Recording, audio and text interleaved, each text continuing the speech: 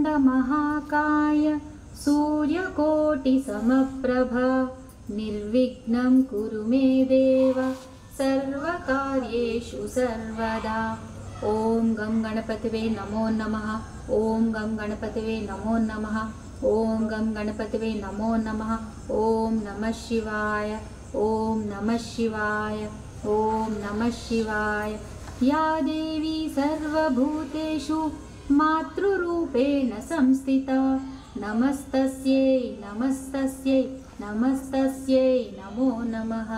या देवी सर्वभूतेषु बुद्धिरूपेण संस्थिता नमस्तस्यै नमस्तस्यै नमस्तस्यै नमो नमः। या देवी सर्वभूतेषु श्रद्धारूपेण संस्थिता नमस्तस्यै नमस्तस्यै नमस्तस्यै नमो नमः। सदाशिवसमारम्भां शङ्कराचार्यमध्यमाम् अस्मदाचार्यपर्यन्तां వందే గురు పరంపరాం। నాకు జన్మనిచ్చిన నా తల్లిదండ్రులకి, నా ఇష్టదైవమైన లలితమ్మకి నా సద్గురు పాదాభి వందనములు। అమ్మవారి వైభవం చాటి చెప్పిన శ్రీ సామవేదం షణ్ముఖ శర్మ గారికి, చాగంటి గారికి, జిఎల్ఎన్ శాస్త్రి గారికి నా సాష్టాంగ నమస్సుమాంజలి। భక్త మానస హంసిక, భక్త అంటే భక్తుల యొక్క, మానస అంటే మనసుల యందు, హంసిక విహరించు ఆడహంస అంట। మానస సరోవరం అని విన్నారా? ఎవరుంటారు మానస సరోవరంలో? శివపార్వతులు ఉంటారు, వాళ్ళు అక్కడ ఉంటారనమాట। 2 హంసలు ఉంటాయి, స్వాన్లు, వాళ్ళను ఉద్దేశించి। ఇప్పుడు భక్తుల యొక్క, మీరంతా ఏం పట్టారమ్మా? ఇప్పటివరకు చెప్పింది దేని గురించి? నేను వాక్కు గురించి, మాట కదా। ఇప్పుడు ధ్యానంలోకి వెళ్ళారు అంటే మీరు మొత్తం వాక్కుని తీసుకెళ్ళి పరాస్థితిలో పెట్టారు। ఆ తర్వాత మీదేముంది? మీ మనసు, మానస, మానస అంటే మనస్సు। ఇప్పుడు మనస్సు ఎలా ఉంది? నిలకడగా ఉంది, స్థిరంగా ఉంది। 2 వేరర్థాలు నేనేం చెప్తున్నా, అక్కడ మీ మనస్సులో నిలకడగా ఆపగలిగితే మీ మనస్సుని, మీ భక్తుల మనస్సులోనే అమ్మ విహరిస్తుంది। ఎలా? ఒక హంసలాగా। హంస, హంస అంటే హంసో, దీన్ని మళ్ళీ తిప్పండి వెనక, లలితమ్మ లాగా, లలితలాగా తిప్పండి। సోహం, సోహంలో సోహం ఎలా వస్తుంది? స ప్లస్ ఓ, హ హం, హ ప్లస్ 0। ఇప్పుడు ఇవి తీసేసేయండి, అచ్చులు హల్లులు కదా, హల్లులు తీసేసేయండి, అచ్చులు ఒకటే। హ ఇక్కడ సారీ, స ప్లస్ ఓ ప్లస్ హ ప్లస్ 0, ఇదైతే అర్థమైందా?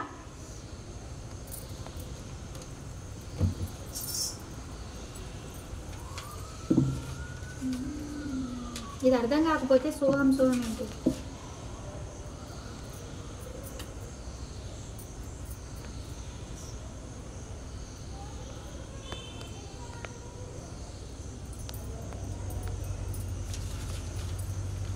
సోహం ఇలా రాస్తారు, సరేనా? ఇప్పుడు నేను సోని విడదీశాను, క క క అంటే ఏంటిమా? క ప్లస్ అ, కా అంటే క ప్లస్ ఆ, అలాగే వస్తాయి కదా దీర్ఘాలు, అదే చేస్తున్నా, విడదీస్తున్నా ఇప్పుడు దీన్ని, సరేనా? స ప్లస్ ఓ, హ ప్లస్ 0 విడదీశాను। ఇప్పుడు ఈ స హని పక్కన తీసేయండి, ఏం మిగిలింది? ఓం। అంటే మీ మనసు ఎప్పుడైతే స్థిరంగా ఉంటుందో, నిలకడగా ఉంటుందో, అక్కడ ఒక హంసను అందులో విహరిస్తూ ఉంటుంది। ఏంటది? ఓంకారం। ఓంకారం ఎవరు? మొదటి ప్రణవం, అంటే ఆయననే, శబ్ద రూపంలో ఉన్న శివుడు। సో భక్త మానస హంసిక అంటే ఇప్పుడు మానస సరోవరం బయట ఉందా, మీలో ఉందా? ఎలా, ఎప్పుడు వస్తుంది ఆ మానస సరోవరం? ఎప్పుడు మీ లోపల దిగుతుంది? ఎప్పుడైతే మీ మనసు స్థిరంగా ఉంటుందో అప్పుడు ఏమొస్తుంది? ఒక హంస. సరోవరం వచ్చింది కదా, మానస సరోవరంలోనే హంసలు ఉంటాయి. అప్పుడు హంస వస్తుంది. ఏం హంస అది? ఓంకారం. మీరు చనిపోయిన తర్వాత నరాలు ఉంటాయి కానీ నాడులు ఉండవు. నాడులు అంటే ఏంటంటే ఆ మ్యాగ్నెటిక్ లైన్స్ ఆఫ్ ఫోర్స్, అంటే ఎనర్జీ. అంతే, మీకు ఏమర్థం? ఎనర్జీ. ప్లగ్ చేస్తే కరెంట్ వచ్చింది, మీకు లైట్ వచ్చింది, పని చేసింది, పని జరిగింది. అవే నాడులు. అవి మీకు కనిపించవు, ఎందుకంటే అది మ్యాగ్నెటిక్ పవర్తో పనిచేసేవి, మ్యాగ్నెటిక్ లైన్స్ ఆఫ్ ఫోర్స్. అవి మీరు కళ్ళతో చూసేది కాదు. ఇప్పుడు మనదంతా యోగ శాస్త్రం అయినా ఏదైనా ఇదంతా దీని మీద ఆధారపడి ఉంటుంది. వాళ్ళు నాడులు మాట్లాడతారు, నరాలు మాట్లాడరు. సరేనా? నరాలు అనేవి మీరు ఇప్పుడు నేను ఇలా నడుస్తున్నాను అనుకోండి, ఇలా నడిచి నాతో పాటు కొంచెం బియ్యం పడేస్తూ పోయాను, అది నా నరం. అంటే నేను ఆ దారి అలా మీకు కనిపించేటట్టు చేశా కదా, ఏదో పడేస్తూ, అది నరం. నాడి కనిపించదు. నాడి ఇప్పుడు లైట్ కనిపిస్తుందా? లోపల ఏ ఎనర్జీ అయితే ఇప్పుడు దీని లోపల కరెంట్ ఏదైతే ఫ్లో అవుతుందో అది మీకు కనిపిస్తుందా? మీకు కనిపించిందంటే మరుక్షణం పైనే మనం అన్నీ మనం చేయొద్దు అంత పెద్ద కార్యాలు, కానీ ఉందని తెలుసు కదా, అంతే. అందుకే ఏమంటారంటే రామదాసు కూడా మొత్తం పాటంతా పాడి రాముణ్ణి పిలుస్తాడు, లక్ష్మణుణ్ణి, హనుమని. లాస్ట్కి ఏమంటాడు? రామదాస్ సినిమాలో కూడా వచ్చాను కదా, లాస్ట్లో ఇంకా లాస్ట్ ఏముంటుంది? లాస్ట్లో చివరిలో ఇంక అందరిని వదిలేసి సీతమ్మని అంటాడు. నన్ను బ్రోవమని చెప్పవే సీతమ్మ తల్లి, నన్ను బ్రోవమని చెప్పవే అనగానే పదండి, నడండి. వాళ్ళిద్దరు అన్నప్పుడు కూర్చుందాం, ఆమె ఇంకా ఏం కష్టం వస్తుంది, ఇంకొంచెం ఏడుస్తాడేమో కొంచెం. వీళ్ళు కదలట్లేదు. అమ్మా నడండి, పనికి దుంకండి. ఆమె అది అంతే కదా. ఒకసారి అసలు అంటే భావం రావాలి. మీకు పిల్లాడి మీద ఏ భావం ఉంటుంది? చిన్నప్పుడు వాడు పుట్టినప్పుడు అప్పుడే అరే మనల్ని రాత్రి ఎన్నిసార్లు లేపిస్తాడు, వాడి టాయిలెట్లు, వాడి 2 నంబర్లు, అయ్యో రామ. మనమా అంతకుముందు అమ్మాయిలమే కదా, మనక తల్లి అయిన నైపుణ్యాలు ఏం లేవు. ఒక్క రోజుకి 1 నిమిషానికి అమ్మాయి నుంచి తల్లి అయిపోతాం.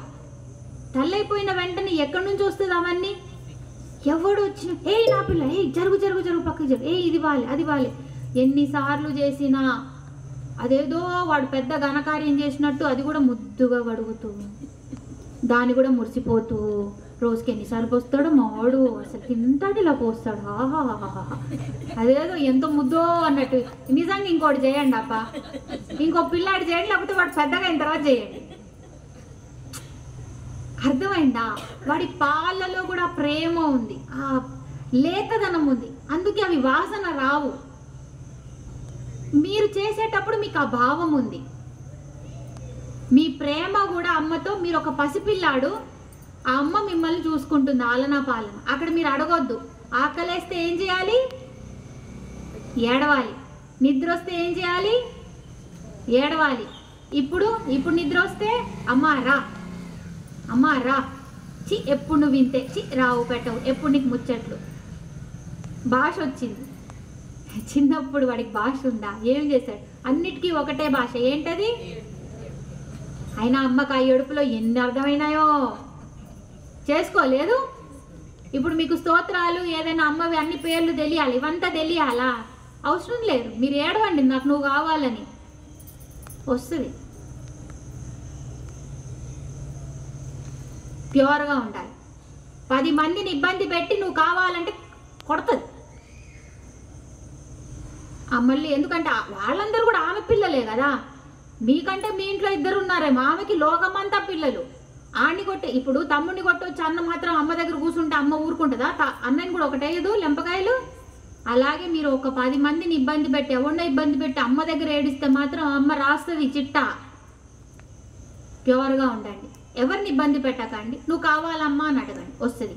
మనసా వాచా కర్మ మనసు నుంచి ఎవరిని ఉద్దేశించి చెడు ఉద్దేశం పెట్టుకోకండి. వాచ మాటలో చెప్పకండి, కర్మలో చేయకండి. మన దగ్గర రాకపోతే ఎవరి దగ్గరికి వెళ్తుంది కదా. కృతజ్ఞ. కృతజ్ఞ, కృతం అంటే విశ్వం, సృష్టి. జ్ఞ అంటే ఎవరైతే చేశారో అది తెలిసిన ఆమె, సరేనా. కృతజ్ఞ అంటే ఈ విశ్వాన్ని సృష్టించి దాని గురించి తెలిసిన తల్లి అని. ఏం తెలుసు? మీరు చేసే పనులు తెలుసు, దాని వెనక ఉన్న మీ భావము తెలుసు, మీరు ఏ ఉద్దేశం కోసం చేస్తున్నారో తెలుసు. ఎందుకంటే దీనికోసం ఏం చేస్తుంది తెలుసా? ఒక 9 మందిని పెడుతుంది. ఎవరు వాళ్ళు? సూర్యచంద్రులు, యముడు, కాలము, పంచభూతాలు రేడర్ వేస్తూ ఉంటుంది. అందుకే ఎవడు తప్పు చేయట్లేదు కదా, నాన్న పాకెట్ నుంచి ఒక 5,000 తీద్దాం, ఏం పర్లే. ఎవరు చూస్తుంది? కాలం చూస్తుంది, యముడు చూస్తున్నాడు, నువ్వు ఇంటి బయట చేస్తే సూర్యుడు చూస్తున్నాడు, రాత్రిపూట చేస్తే చంద్రుడు చూస్తున్నాడు, పంచభూతాలైతే ఎప్పుడు చూస్తూనే ఉన్నాయి. అక్కడ చెప్పాలన్నమాట. సో ఇక్కడ 2 విధాలుగా పనిచేస్తుంది. నువ్వు అమ్మని పూజించావనుకో, నీకేమవుతుంది? భక్తి మత్ కల్పలతిక అంటే నీకేది కావాలో, నీకేది ఇష్టమో అది ఇస్తుంది. నీవు చేసే పనులని బట్టి నీకేమవుతుంది? విశ్వ సాక్షిణి అంటే ఆ విశ్వాన్నే సాక్షిగా పెడుతుంది, పెట్టి నీ కర్మ కూడా రాస్తుంది. సో అమ్మ ఎప్పుడు ఏడిస్తే వస్తుంది ప్రేమ అని అనుకోవద్దు, 4 కొడుతుంది కూడా. మనం ఇక్కడ ఏంటంటే కింద మొక్క వంగని, మొక్క ఉన్నప్పుడే వంగింది అనుకోండి, ఏం చేస్తాం? చిన్న కర్ర, ఒక చిన్న కట్ట కడతాం. ఎందుకు? లేకపోతే చెట్టు ఇలాగే ఉంటుంది. రేపు పొద్దున్న పెద్దది అవ్వాలనుకుంటా. అందుకే మీరు రేపు పొద్దున్న మీ పిల్లాడి జాతకం బాగుంది, వాడు లీడర్ అయ్యేది లేకపోతే మంచి డాక్టర్ అయ్యే ఛాన్సెస్ ఉన్నాయి. కానీ వాడికి మీరు సంస్కారం విలువలు నేర్పిలేదనుకో, వాడు లోకానికి పనికొచ్చే చెట్ట, పనికి రాని చెట్ట. ఇప్పుడు పెద్ద చెట్టు, అబ్బా పెద్ద చెట్టు ఉంది, వేపాకు చెట్టు, కానీ ఇట్లా రాకుండా ఇలా వచ్చింది, రోడ్డుకంతా అడ్డం, ఎవడు పోలేడు రాలేడు. ఏం చేసుకోవడానికి ఆ చెట్టుని ఏం చేస్తారు? మీరే తీసేస్తారు. మనది ఆ పద్ధతి. సో అమ్మ ఏం చూస్తుంది? ఇష్టాలు చూస్తుందా, అవసరం చూస్తుందా? బాగా వర్షం పడుతుంది, అమ్మ నాకు ఐస్ క్రీమ్ కావాలి. ఐస్ క్రీమ్ కావాలనేది ఏంటి? పిల్లాడి ఇష్టం. అవసరమా అది? అమ్మ ఏం చూస్తుంది? అలాగే అమ్మ మీరు ఇంత బాగా పూజ చేసి అమ్మ ఇది ఇవ్వు ఇది ఇవ్వు ఇది ఇవ్వు అని అడిగినప్పుడు ఇవ్వకపోతే ఏంటి అర్థం? మీకు అది అప్పుడు అవసరం లేదు, అంతే, వదిలేయండి. దాన్ని పట్టుకొని కూర్చోకండి, వేలాడకండి. కామ పూజిత, కాముడిచే పూజింపబడినది. కాముడు అంటే ఎవరిక్కడ? ఒకళ్ళు కామేశ్వరుడు అంటే శివుడే. సంకల్పం ఎప్పుడైతే సృష్టి చేయాలని సంకల్పం కలిగిందో ఆ శివుణ్ణి కామేశ్వరుడు అంటాం, సరేనా. కాముడు అంటే ఎవరు? మన్మధుడు. మన్మధుడు భస్మమైన తర్వాత అయ్యో నా బతుకేంటి అని రతీదేవి అడిగితే నీకొక్కడికే కనిపిస్తాడు, కానీ సృష్టికి ఈయన కావాలి కాబట్టి అని మళ్ళీ బతికించి ఆయనకు ఒక ఉనికి ఇచ్చింది. కాబట్టి కాముడు పూజిస్తాడు, మన్మధుడు పూజిస్తాడు. ఎక్కడుంటాడు? ఇక్కడే అమ్మవారి గృహతోరణ, ఇక్కడే కనుబొమ్మలు ఉంటాడు అనమాట. ఇదే మంచి ఇల్లు, నేను ఇక్కడే ఉంటాను ఉంటాడు. ఫస్ట్ నామాల్లో చెప్పుకున్నాం. ఆ తర్వాత కోరికలు, కామం అంటే కోరిక, కోరికలు ఉన్న వాళ్ళ చేత కూడా పూజింపబడే తల్లి. శృంగార రస సంపూర్ణ. ఇప్పుడు ఇవన్నీ తీర్చిన ఆమె ఏమిస్తుంది మనకి అంటే ఆనందం. ఎప్పుడైనా రసాల్లో ఎక్కువ ఆనందం ఇచ్చే రసం ఏంటి? శృంగార రసం. శృంగార రసం అంటే మీకు ఏదైనా పని జరిగిందనుకోండి, దాని ఆనందాన్ని చూసి మీకు ఆసక్తి పెరుగుతుంది, ఇష్టం పెరుగుతుంది, అది శృంగారం, సరేనా. శృంగార రస సంపూర్ణ అంటే అన్ని రసాల్లో కూడా శృంగార రసాన్ని ఎక్కువ మెచ్చుకుంటాం. దాంతో సంపూర్ణంగా పూర్తిగా నిండిపోయి ఉంటుంది. అంటే పూర్తిగా బ్రహ్మానందంలో అమ్మ ఉంటుంది, మనల్ని ముంచేస్తుంది. మీరు డబ్బులు ఉన్నోడిని అడుగుతారా, లేనోడిని అడుగుతారా? అంతే కదా. ఇప్పుడు ఆనందం ఎవరి దగ్గర ఉంది? అంతా అమ్మ దగ్గర. మరి అమ్మ దగ్గర ఉంది కాబట్టి అడుగుతాం, అమ్మ దగ్గర ఉంది కాబట్టి మనకు కూడా ఏమి ఇస్తుంది? ఆనందం. సో ఇప్పటి నుంచి ఆనందం కోసం ఎవరిని అడగాలి? అమ్మని అడగాలి. ఎవరిని అడుగుతారు మీరు? మీ భర్తలను అడుగుతారా? అడగొద్దు. భర్తలు భార్యలను అడుగుతారా? అడగొద్దు. పిల్లల్ని అడుగుతారా? అడగొద్దు. ఎవరిని అడగాలి? అమ్మ. అమ్మ అంటే ఎవరు? శృంగార రస సంపూర్ణ అంటే ఇందులో శ్రీచక్రం వస్తోంది చూడండి ఒక్కసారి. శృంగం అంటే కొమ్మలు, సరేనా, కొమ్మలు. అర అంటే అర అంటాం కదా, త్రికోణం. శ్రీచక్రంలో ఉండేవన్నీ ఏంటి? త్రికోణాలు, దళాలు. ఇదైతే తెలుసా? త్రికోణం అంటే ట్రయాంగిల్, దళం అంటే పద్మాలు, లోటస్ లాగా. లోటస్కి దళాలు ఉంటాయా? అంతా శ్రీచక్రం అంతా దీంతోనే నిండిపోయి ఉంది. సో ఇదంతా నిండిపోయి ఉంది. శ్రీచక్రం చెప్తున్నారు ఇక్కడ. త్రికోణాలు ఎన్ని? 5, దళాలు ఎన్ని? 4, మొత్తం కలిపి 9 అన్నమాట. నవరసాలు ఎన్ని? 9. సరిపోయిందా? ఆవరణాలు ఎన్ని అమ్మవి? 9. అందులో ఉన్న శృంగార రసం అంటే ఏదైతే మిమ్మల్ని ఆనందమయం ఇస్తుందో అది మీకు అమ్మ ఇస్తుంది అని దీని అర్థం. ఓం శ్రీమాత్రే నమః.